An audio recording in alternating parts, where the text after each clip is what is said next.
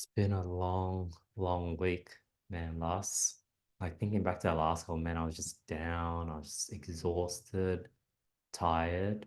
Um, but yeah, it's been a long week. But that definitely feels more than a week ago. Like I feel like my weeks are so packed where yeah, I get more out of life, I guess, which is a good thing, right? Yeah, today I have 36 freaking points. Been stacking a lot. And a lot of these points are maybe 2 weeks old. So I'll probably add my newfound thoughts. Recently, the biggest change in my life has been talking to God and having conversations with God or the universe or my shadow self, whoever it is. But having a relationship with this person and realizing that God has my back. God sees everything I'm doing and God is there for me and I'm not alone. I think that has been the biggest thing. Like just sort of hearing the thoughts like, hey, like I would hear these thoughts from God where it's like, Andy, like you're on the right track, man. Um, it's great that you're consistently doing these weekly episodes. It's great that you had a productive start to your Sunday. Like, I see you, man. I see that you're putting in the hard work. I want you to have an early night today. I'm going to push you towards that. Um, you know, I'm here when you need me. Like, these are the thoughts I'm hearing. And this is sort of what I always needed from a friend, from an older brother. And this is sort of what I try to do for others. But it was very difficult for that to be reciprocated, or it was really difficult for others to do that for me.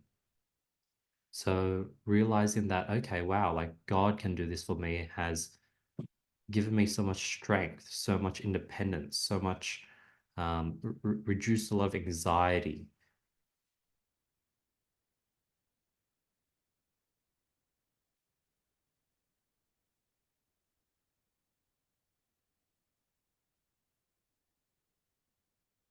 I had a thought, but it just sort of escaped my mind.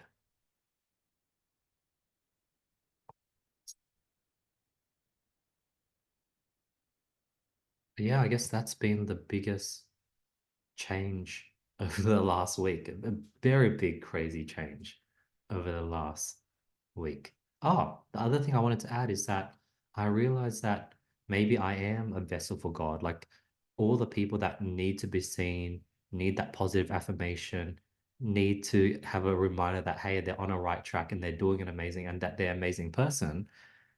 If they don't have that relationship with God, have that relationship with the universe, with their inner self, that God gives it to them through me.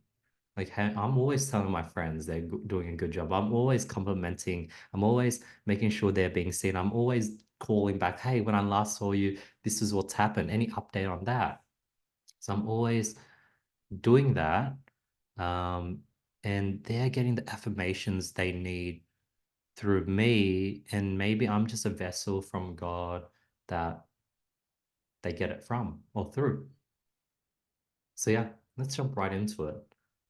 Number one, as a leader, you know all your bros and all your friends' private battles, but they don't know yours. It's pretty true. I think that's definitely the unhealthy mindset I was stuck into. But with this new pivot, God sees my private battles. The universe, the God from within sees my private battles, and it's not recorded. It's not being forgotten. It's definitely being noted down. It's definitely being seen, and it's definitely part of my life's arc. Two, being me is tough. I'd rather. Oh yeah, like man, 2 weeks ago I was just in such a like a isolated place. I wrote down being me is tough. I'd rather be Andy's friend, where they have Andy to look out for them. Um, And that ties back to what I said earlier about maybe I'm a vessel for God and I'm through God having all my friends' backs. And at the same time, God has my back. God is my friend, the friend that I've always wished I've had, and he's there, he's listening. He's listening to me do this podcast as we speak. And just seeing him there, just seeing him listen, it's like very nice and warming. Like obviously I would have liked one of my friends to show up to this episode, but I'm here on my own. But that's okay because God is here with me. He's listening from above, from within, from around me. And yeah, it really helps with that isolated feeling I was feeling 2 weeks ago when I wrote this forced message down. Next, replying to messages, reacting to messages, that is you giving parts of your life force away. So I understand why people sometimes just seen or react to a message and they don't reply because replying, you're giving a piece of yourself away. And I'm starting to understand it. Sometimes I just leave short replies or I just react, or sometimes I don't even respond at all. Like my dad has been calling me last night, and I know, lucky I didn't pick up because he was just gonna tell me some scam that he's been convinced to do and ask for my help and ask for my thoughts, and he won't even listen to my advice anyways. So if I picked up, he'd be sucking away my life force. But I think it's definitely dependent. Like sometimes I just reply with an emoji. Sometimes I just react to the message. Sometimes I leave a short response and sometimes I give a long response. But I'm really leaning more into not needing to give every single person a long response. Um, Instead of really reciprocating what I'm getting. Because sometimes a long response with a lot of my life force isn't needed and isn't warranted or isn't deserved. Number four, when I'm down, I come up with the most interesting thoughts. How ironic because it feels so crappy, yet this is where most of these thoughts come from. Very, very good point. Yeah. Um, Let me get this higher.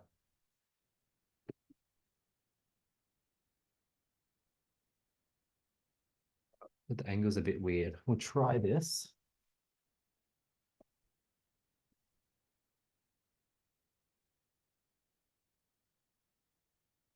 Okay, that's the lowest it can go. The mic is closer.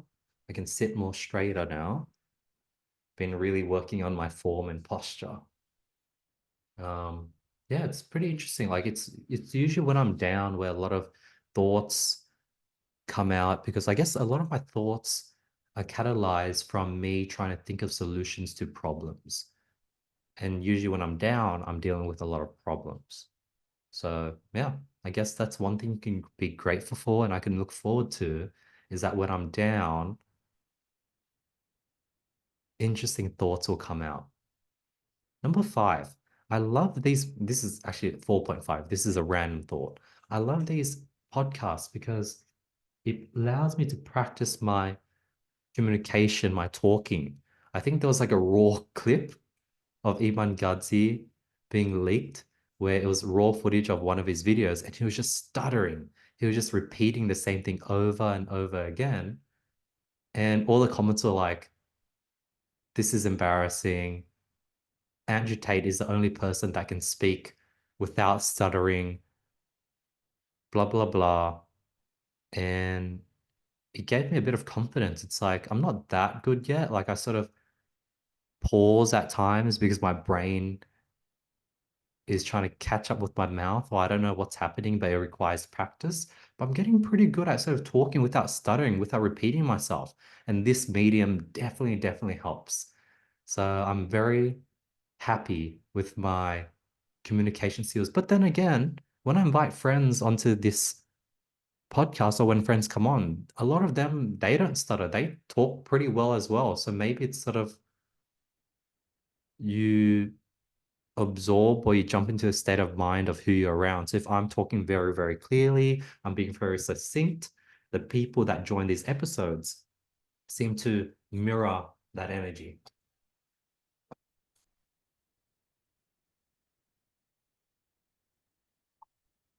4.75 is a great takeaway from last week's lesson is sometimes I would pause, sometimes I'll drink some water, sometimes I'll just pause to think of my thoughts and not to be too worried about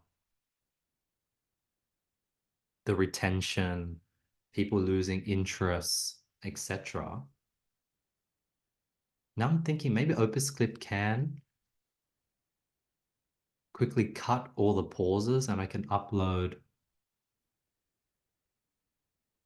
this episode without all the pauses. But, I want to keep things simple. And I think I wouldn't have mind listening to a bunch of conversations from, say, Steve Jobs, Bill Gates, Elon Musk, and I wouldn't be fretting about those pauses. I'd actually like the episode raw and unedited. So I think that's what I'm going to do. A lot of thoughts. Just really feeling my brain at the moment and trying not to go too hard where I'm now going to be drained after this episode. I still have a full day's worth of work. So I really want to figure out where my brain is at, move at that pace, and sort of either maintain my current energy level or have it bubble and grow. Number five, stop picking up phone calls that I know aren't important. I get it now. Slowly pivoting to why my mentors, okay, slowly pivoting to my mentors, why they're replying and giving energy. Yeah, I'm going to stop picking up phone calls that I know aren't important. If I can predict what the conversation is going to be like and I'm like, Siebes, then I'm not going to pick up. Like, I know why my dad's calling me. I know why a friend is, I know that a friend might be bored and he's just calling me to catch up or something. Because most things can be said over text. So I now understand why my mentors, my older mentors, they don't pick up phone calls. It makes sense. I'm starting to realize the importance of energy. Yeah, the importance of energy.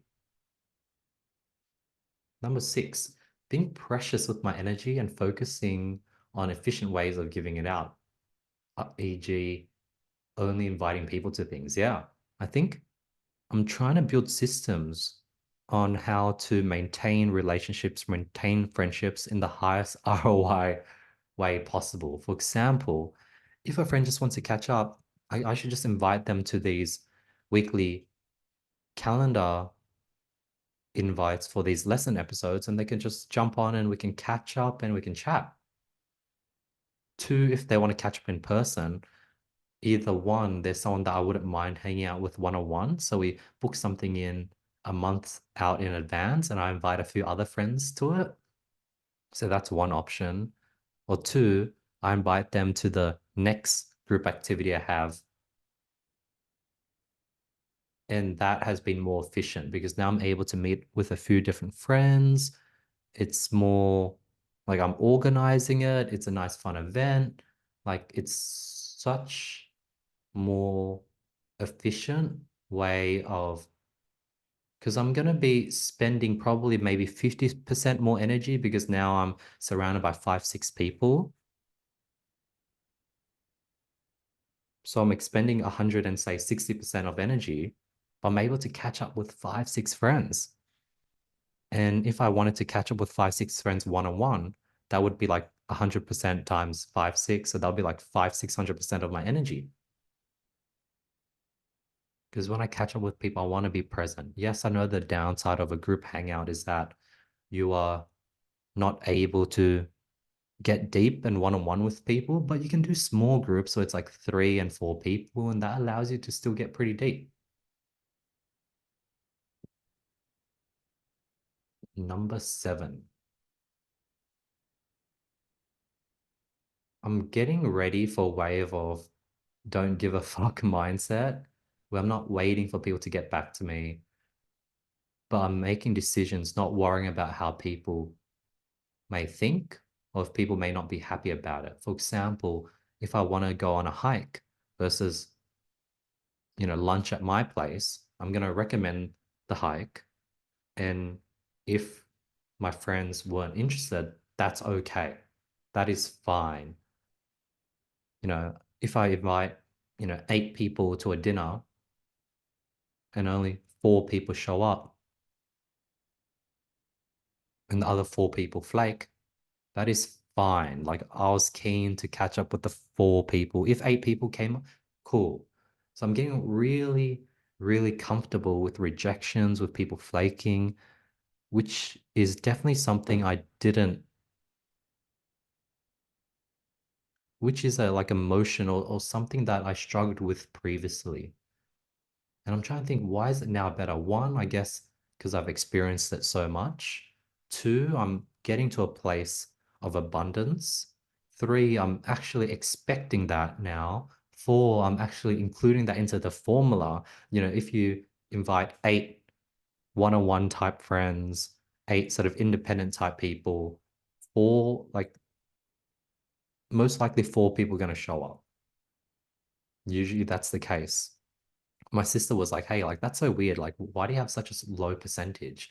You know, oh, maybe it's because I have a group of friends. So usually if I pitch an idea, the whole group is usually down because it's, a whole group of friends. Whereas I don't have my own circle of friends. I just have a bunch of individual people that I know, and I have a bunch of them. So I'm really leaning and getting into that wave of like, yeah, not really caring about the outcome, not really caring. Like, let's say I put together this hike. One of my friends, she was really keen. Now she's a bit less keen because it looks like it's going to be difficult and she might not come. Like, fine, that's fine. And also realizing that, hey, like, if I get flaked on, like, that doesn't mean I'm going to blacklist that person. They're going to be I've created a formula where like the more no's I get from someone, the less they're gonna pop up the Excel sheet. But I'll always go top down. And the people who say yes, they're gonna get more invites. The people who say no and flake more, they're gonna get less invites. But life and God and the universe puts together the perfect sort of scenarios and outcomes. So I'm having faith in that. And at the same time, knowing that, hey, I might get flaked on now. But let's say someone flakes on me like three times in a row. Them coming to the fourth time, the benefits of them being there in that scenario, in that setting, them being able to talk to and keep, say, another friend company in that setting, that is worth the three flakes. So being flaked on, it's not like I'm gonna just cut that person aside. If I like spending time with them, I think obviously I'm not going to spend one-on-one time with them, but a lot of my independent friends, they definitely bring value in many different ways. So I shouldn't, and I'm no longer being hurt by getting flaked on. Number eight,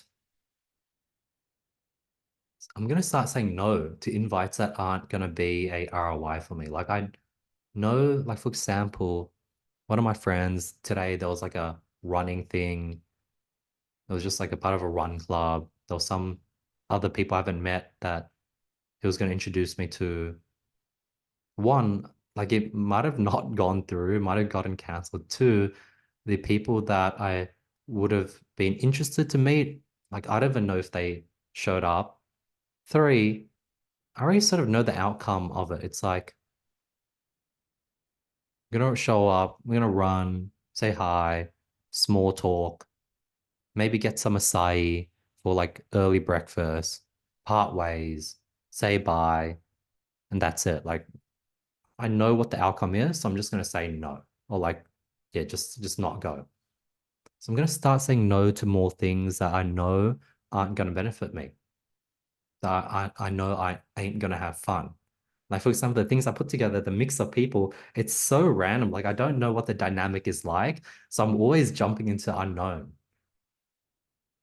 So I think it's weird. I used to always wanted to want I've always wanted to be invited to things, and now I'm not really wanting to be invited to things, and I'm wanting to organize things. And I'm only now realizing that a lot of the things I organize, the outcome is so random and unknown And that's what makes it fun. I don't know who's gonna flake. I don't know who's gonna show up. The people who do show up is sort of like they don't know each other. So I'm curious what that dynamic is gonna be like. Sometimes they bring along a friend that I haven't met. So there's just so much uncertainty. It makes it very interesting.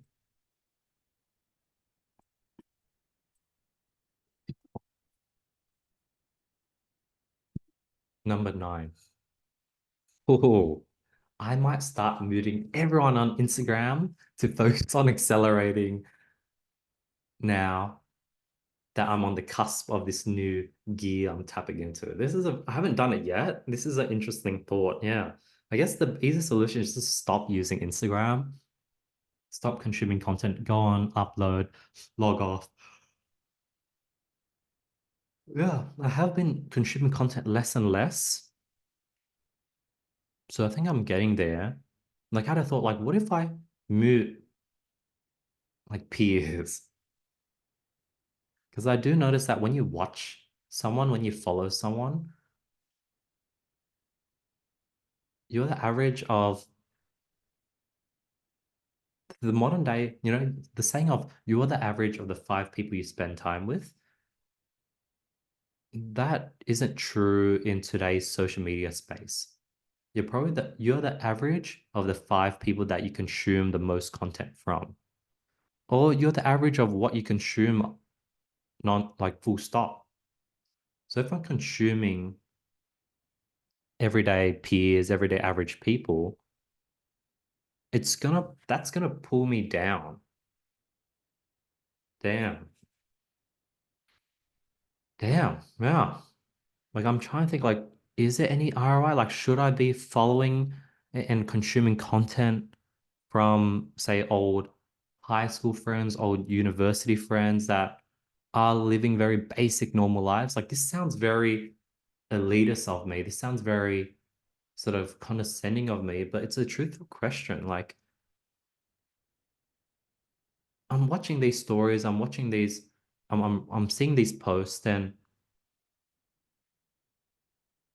there's really no value add, and it's they're getting a bit of my life force. Like I'd be in such a better position if every single person was muted and they're all just watching my content. That'd be pretty crazy. So I guess yeah, I think I might do that. I might start just muting people that I'm not inspired from, that don't motivate me to grow, that aren't keeping me on my toes. I'm just gonna start muting them. Yeah, yeah. Damn. Oh shit. Yeah.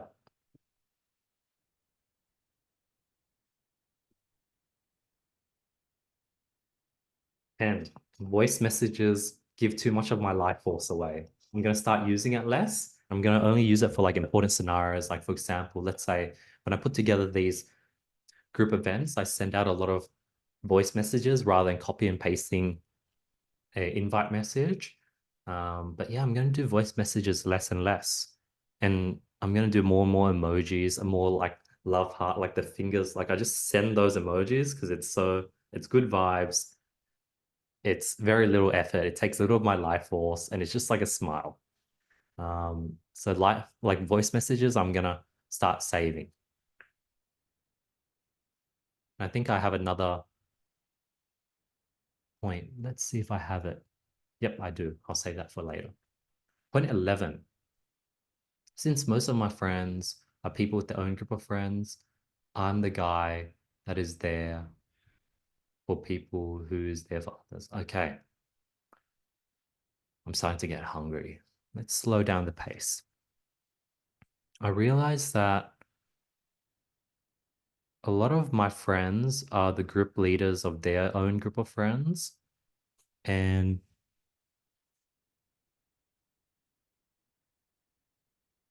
they're the go-to person when their friends are feeling down or having problems or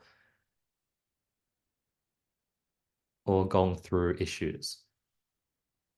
Now, when they're down and out, when they're trying to figure out life, I'm the go-to person for them. So I'm the go-to person for the person that's the go-to person.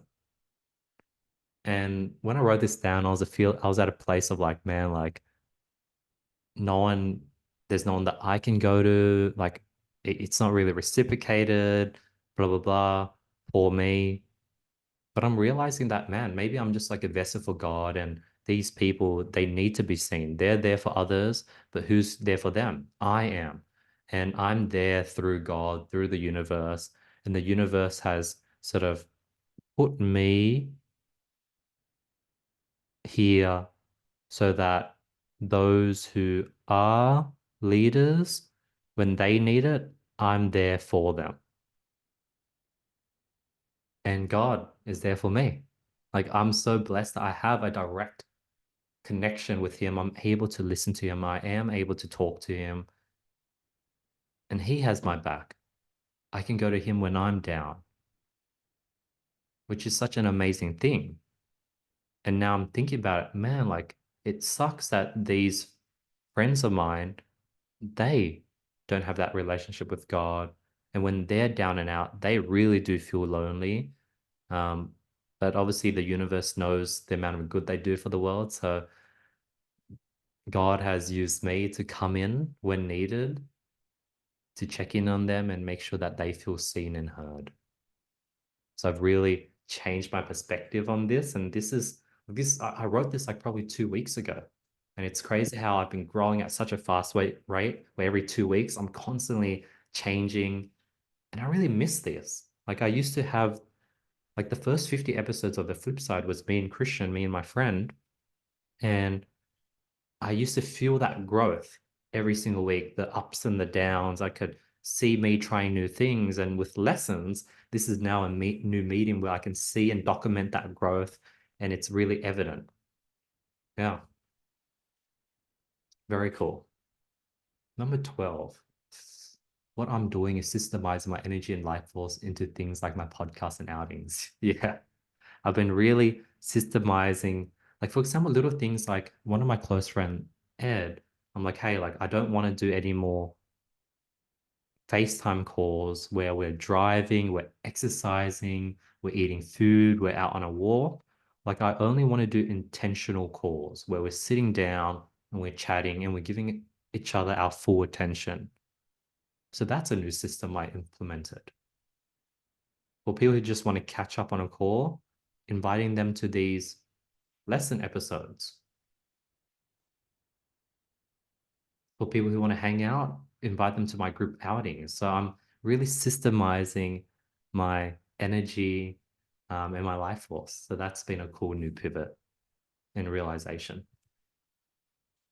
13. This is something I haven't done, but I did it once. So I'm a bit disappointed in myself. But I've done it actually twice now. I want to be eating in silence and listening to the universe, listen and talk to God while eating. Because you can learn more listening from God and having a conversation with God than from a podcast. I'm sort of saying this with resistance because last night I had dinner while listening to a podcast, but I'm getting better. Like there was a night, 2 nights ago, where I just ate in silence, not ate in silence, but I ate just listening to music. And yesterday I listened to a podcast, but there wasn't any visuals. So yeah, I definitely want to keep working towards just eating in silence and just listen to God and listen to the universe and just eat. I think that's definitely the next step that I want to get to. And that's going to be very good for my life force and energy. God, please help me because I want to eat in silence. I know it's an addiction I have. Yep, you're going to be there for me. Yeah, God is going to help me figure it out, help me through this addiction. I think everyone goes through it. I think yeah, people like if you gave someone a bowl of cereal, ask them to just sit down in silence and eat it, a lot of people would struggle. Number 14, making someone feel seen isn't just about listening to them. It's trying to understand what they're trying to convey, using to know what, using your own experience to know what they really need, whether it's agreements, an empathizing story, silence, positive affirmations, a slap on the cheek to wake them up. Yeah, making someone feel seen is definitely an art. Being able to really empathize with them, put yourself in their shoes and be like, okay, if I was in your shoes, do I want someone to just silently nod and give me eye contact? Do I want someone to give me positive affirmations and tell me things are going to work out? Do I want someone to like slap me across the cheek with a wake up call? Obviously, this is a metaphor, it's not actually physical. And just tell me, like, yo, like wake up, you're doing well. Like, slap me across the face with a sense of love and care. See, there's so many ways to do it, and making people feel seen requires that. And I think God and the universe has gifted me some pretty good skills where I can do that for others. And now thinking about it, the God I've been listening to, he's been doing that for me. He knows when to give me positive affirmations. He knows when to give me a slap on the face and give me a wake up call. He knows when I'm just tired and I'm procrastinating and I'm watching a movie to just like, lightly nudge me to go to bed and not sort of make me feel bad and guilty as I'm already am. So yeah, that's number 14. That goes into number 15. Robin Williams, he was an amazing comedian. He was an amazing comedian. And to be a great comedian, you have to be able to have high EQ, high empathy, really be able to read people, read the room. So he probably knew exactly what each and every person needed at any given time when they came to him, but no one was able to do that for him. And I feel like these drugs that these pharmaceutical companies are producing, I low-key think that it's subconsciously driven by the devil. But all these drugs you take for depression, ADHD, etc., etc., they block that certain ability to listen to God, listen to the universe.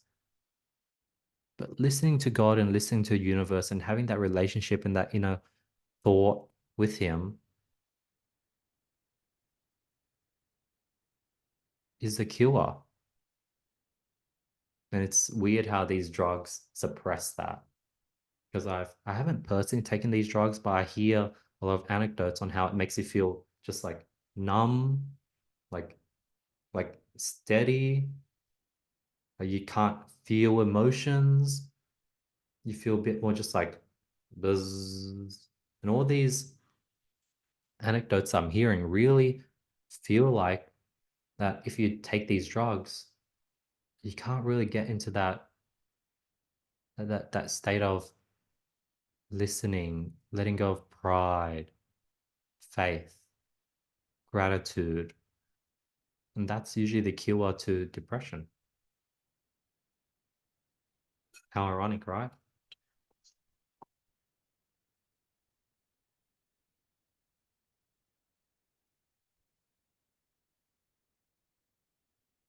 Man, I'm not gonna lie, I'm getting pretty tired. Like I'm just pumping out these different thoughts. And each thought is a pretty big and heavy thought. I'm like 35 minutes in and I'm like, let's try slow it down even more. Um, Number 16. I'm a big law of numbers guy. Like if I want to get a podcast on get a podcast guest on my podcast, I probably have to reach out to 50. One in 50 would say yes. Same with influencers. If I want to get an influencer on my show, reach out to 50. One would say yes. If I want to do sales, I'll probably have to reach out to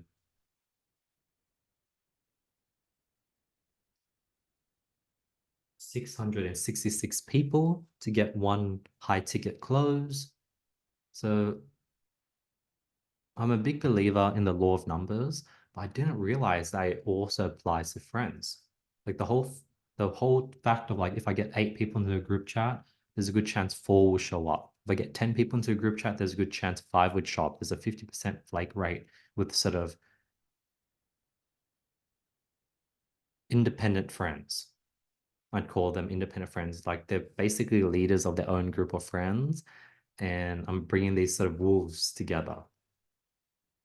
And for every 5 people I reach out to, 3 would be available, 2 would be unavailable. So there's a whole ratio to this. And as I'm starting to see these numbers, it's giving me a lot of like okay, like I understand what's happening. It's nothing to do with me. It's to do with the law of numbers. And this whole time, I for some reason I didn't think it applied to friends. Like I thought if I was getting told, I have something on, I have an early shoot the next day, I'm not free for that. I'm gonna be overseas. I took it as like a man, like they don't like me. But in sales, in getting podcast guests, I get a ton of rejections and I don't tie that to my self-worth at all. But for some reason, when I was getting rejected by friends, I did. When I was getting flaked on by friends, I did. I've, to be honest, I haven't ever been outly like rejected. I'm maybe exaggerating by using that word, but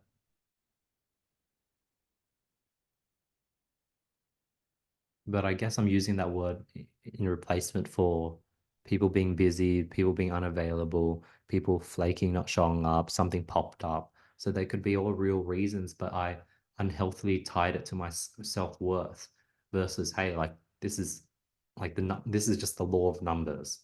So ever since I've understood that the law of numbers apply to friends, life has gotten much, much more easier for sure. Number 17. If you want my energy, I'll give you opportunities to come and get it. I'll no longer hand it out to you. That's a good one. Yeah. If you want my energy, you can come to these weekly lessons episodes. You can come to this thing I invited you to. You can help me organize a afternoon of running plus sauna plus dinner. So I'll give you opportunities to get my energy. I would no longer just hand it out willy-nilly and just like, all right, let's do it one-on-one. Because if they show up, huge opportunity cost in my energy. 2, they usually don't appreciate it.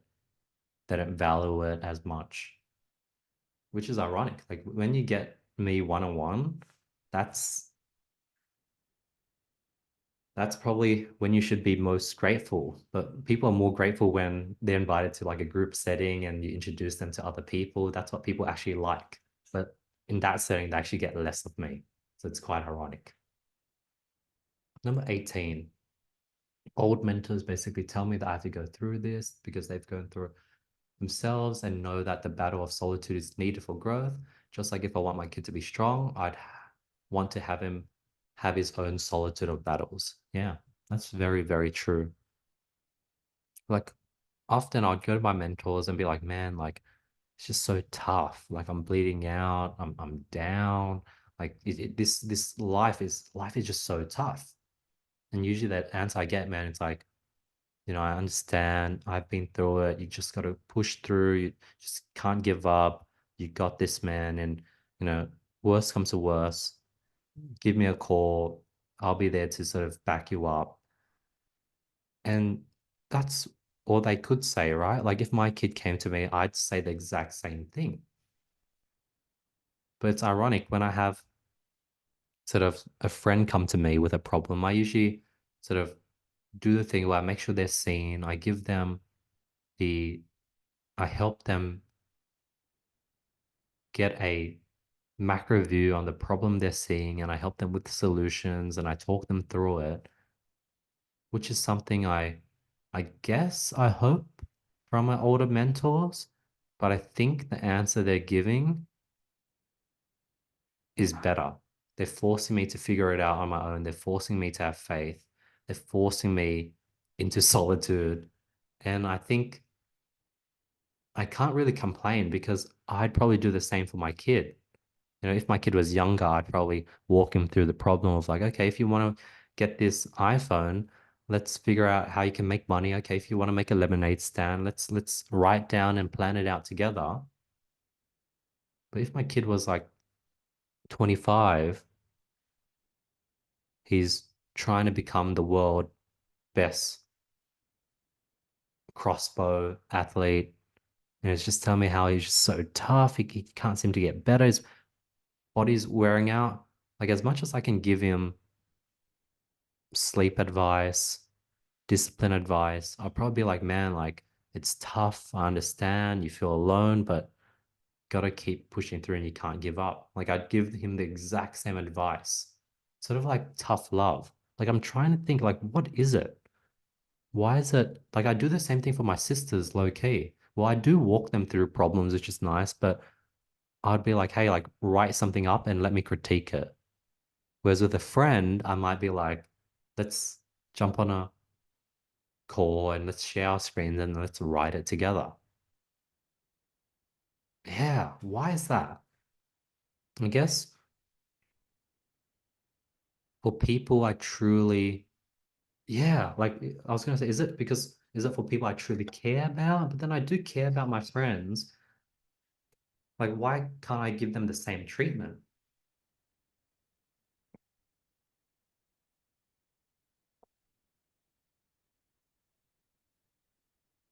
Maybe it's something to do with like stickiness. Like my mentors do it to me because they know like I'm not gonna get hurt by it and I'm still gonna be around. I do it with very like for example, close friends, really close friends. I sort of give more like generic advice as well. Sisters, maybe it's like sort of the proximity.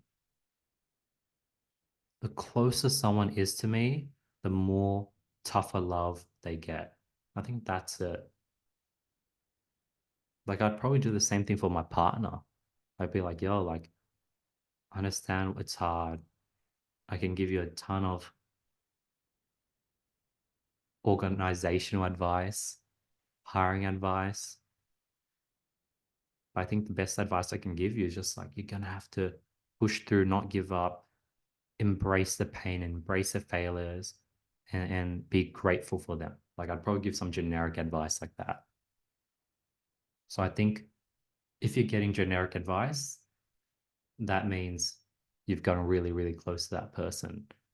But if someone is sort of really going out of their way to help you out, yeah, why is that? So it's so ironic. It should be the other way around. I think you know deep down that if you go out of your way to help someone, it'll be perceived as much better, but in reality, it's probably much worse. They'd probably get more value from you giving the hard and real and the raw generic advice.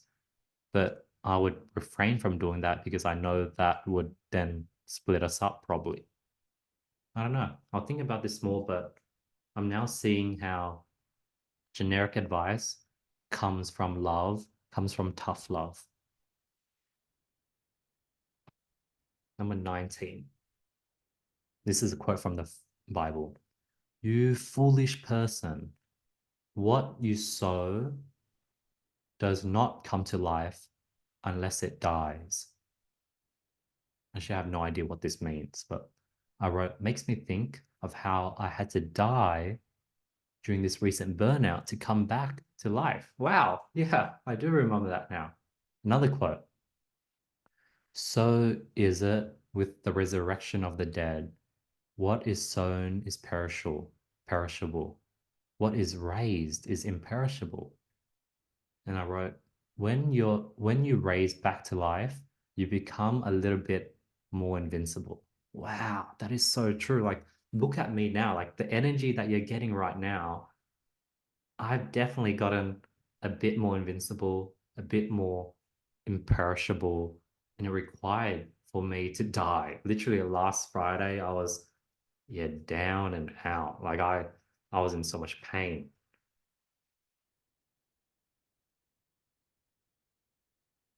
It was crazy. I feel like I'm at the precipice of financial success, but life and God is really making sure that I have to die and things have to hit rock bottom for it to get to that point. And it's true because as things are hitting rock bottom, I am cutting out unnecessary things. People are naturally letting themselves go, employees, that is. And I'm literally dying, but I'm slowly reborning, sort of rebuilding myself. I'm slowly resurrecting from the dead. And I feel that. That was beautiful. Number 19. Number 20. This goes back to what I said in the beginning. God, the simulation, the creator, the universe, the ones and zeros of this world can see and notice the pain you're going through. Take notice of the good you're doing. They see the hard work you're putting in. They see that you're pushing yourself past your limits. They see the extra rep you put in. They see that you're working despite feeling exhausted and not motivated. The creator, the God, the simulation sees all those things. It is not going away unnoticed. That was number 20. Number 21, with so much going on, 1 week really does feel like 1 month, man. Like last week, I was down and out. I didn't have all these new thoughts and revelations. And like people take a whole year to come up with revelations like this. But since I'm doing so much, I'm having so much conversations, I'm constantly reviewing my thoughts and my actions. Like a week feels like a month, if not more. 22. Oh, organizing two dinners or two activities and putting together a group of friends for those two things is probably more valuable, if not the same, but probably more valuable than being invited to five things. When you're invited to things, you're just like an extra person that's there. But when you're the organizer, you're the creator, you put it together, you put together the group chat, you introduce people together, there's so much more value for yourself, for others. Um, People know that you put it together. People want to make sure they pay if they want to pay you back for their share if they want to be invited to the next thing. Like there's just yeah, like organizing things have so much ROI. And a week ago, I was just so down and out where I was like, man, this is so tiring. People don't appreciate it. People are flaking. This takes so much effort. But now I'm starting to get a point where like this is the only way I want to meet people through organizing it myself. 23. I was scrubbing a like a pot that I made scrambled eggs in. And whether I started by tensely holding the pot and I was just scrubbing it out. And I took a step back. I was like, what if I just scrub it like not tense, like hold it lightly and scrub slowly? Ironically, that actually did a better job, if not the same. So the takeaway from that is you can either go through life with grit, being tense, with aggression, sprinting through life, pushing through things, or you can just go through life being chill, relaxed, take things slow and steady. And there's a good chance that you'll get to the exact same destination. So, for example, with this episode, I could have pushed through, manned up, pushed myself, used a lot of extroverted energy to push through as many points as possible. But there's a good chance that I'd be at the exact same ending versus me being chill, taking it at my own pace, drinking water, having pauses. There's a good chance I'd probably end at the same point at the same time. So right now we're 51 minutes in and I'm at point 23. And I don't know what point I'd be at by the 1 hour mark, but there's a good chance that if I actually was really focused, switched on, just grinding through all these points, I'd get to the same destination at the same time. Oh, 24. I am attracted to girls that who, let me repeat that.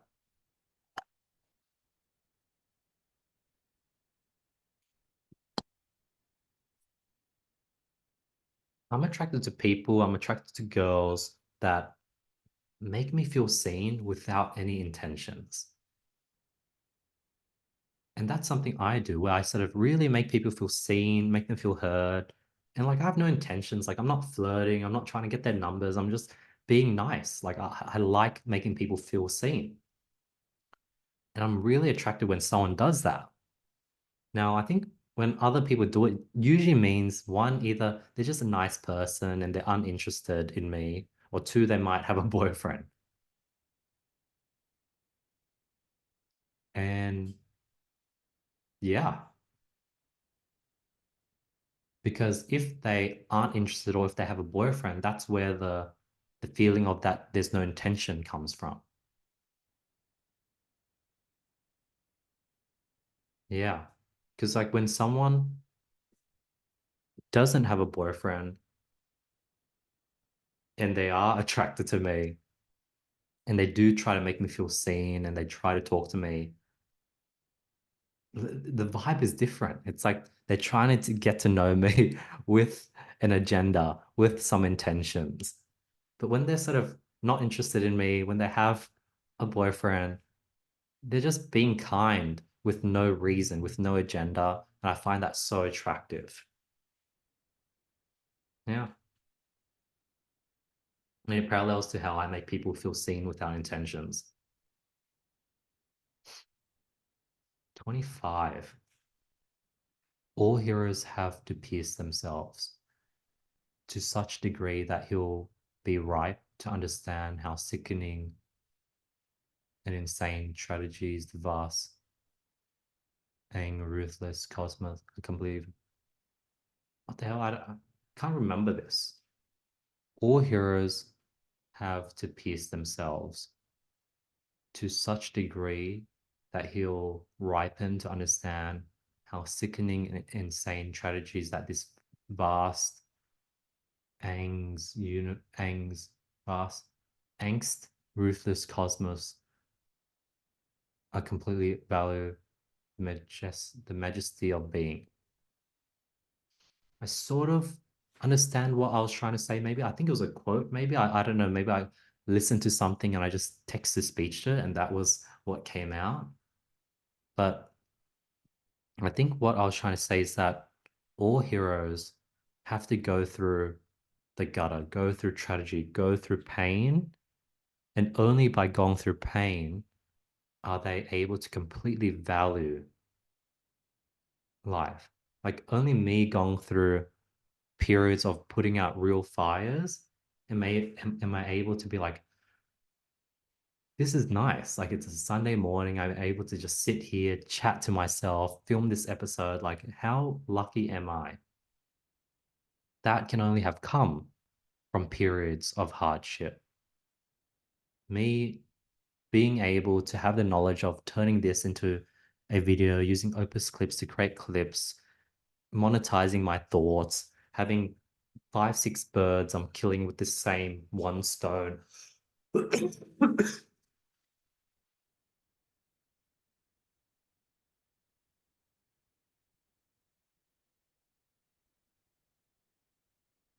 I can only really appreciate this clarity and this vision thanks to knowing what it felt like to have no clarity, with have no vision, to be confused, to not know if what you're doing will pan out. So the more pain you go through, the more you pierce yourself, the more you'll be able to appreciate and be grateful for the good things. Number 26. If you don't think having a kid, okay. Something I've always liked. Like I've always wanted to I want to have a kid now. I'd like to pump out a little me now. But people often say, hey, like, I don't think having a kid is a good financial decision. I don't think having a kid is good because now you can't be selfish and everything is for the kid. Like if you're saying that, you're not ready. You're not a G. Like if you're saying that, you don't believe you're imposing your fears on me. You don't believe that you currently can financially support a kid. You also don't believe that you'd be able to step up and financially be able to look after the kid. You also don't think that you'd be able to be selfless enough for another kid that isn't yourself. So when someone tells me, hey, like, you're too young to have a kid, like it's not a financial good decision, like you're gonna have to be selfless. They're just imposing their fears on me because I know that when I have a kid, even though I'm financially not in a good place right now and I'm bleeding out, I know that having a kid, like I'm gonna have to step up. You know, I know that yes, having a kid is an extra responsibilities. I'm gonna have less time with my business, but I'm gonna make time. I'm gonna cut things out to make myself available to that kid as well as be able to check all the minimum requirements I need when it comes to my physical health, my business, my social life. Like I know that I'm capable to step up when a kid comes into my life. And I think that's why hopefully that makes me a G. Like I'm not afraid of having a kid. So many people nowadays are afraid to have a kid. And I also think it's sort of they've been fed and they've delved into the propaganda of hopelessness in the current state of the world and the hopelessness of our society and they feel like they're being squeezed already and they just can't have a kid and that's what society makes you to believe. I feel like yeah, like one, I don't want, and I'm not going to let society squeeze me. Two, I'm not going to listen to the propaganda. And three, I know there's a lot of lemon left in my lemon, and that I have a lot more to give, and that I will be able to step up. And I have faith in future Andy. I know that future Andy is capable. Like I have so much faith in future Andy, and I'm so grateful for this because this is something that I don't see from others. Like I'm surrounded by people that don't have faith in their future self, don't have faith that if they had a kid right now, that future them in 8 months' time, 9 months' time, a year's time would be able to step up. I know that Andy would be able to step up, future Andy. And how lucky am I to have that faith and belief in myself? Thank you, God. And I know that God would be looking out for me. I was going to do another point, but we've hit that 58, 59-minute mark. I think I'm going to pin it here. This was a very fun, good episode. I don't know if they feel, I don't know if it feels like a chore.